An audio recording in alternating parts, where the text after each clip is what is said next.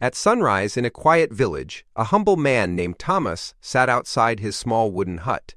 Though he was poor, Tomas had a habit that never changed. Whenever someone was hungry, he would break his bread in half and share it. To him, kindness was more important than keeping everything for himself.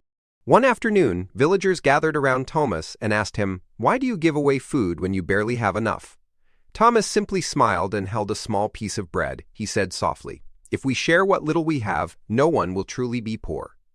The villagers listened, but many did not fully understand. Winter came, and Tomas became very sick. Inside his small wooden hut, he lay quietly on his bed. The man who once helped everyone now had no one beside him. Outside, the village continued with their daily lives, forgetting the kindness he once gave. But one little girl remembered. She was the child Tomas once fed when she had nothing. With tears in her eyes, she ran from door to door in the village. "The kind man who helped us, he needs help now." Slowly, the villagers began to remember the bread he shared. The villagers rushed to Tomas's hut, but when they arrived, silence filled the small room. Tomas had already passed away peacefully. On the table beside him lay his last piece of bread, untouched. The villagers realized something heartbreaking. The man who had the least had given the most.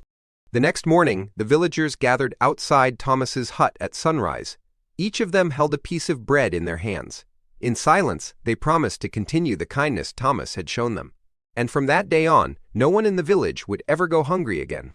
Moral: true wealth is not what we keep for ourselves, but what we give to others.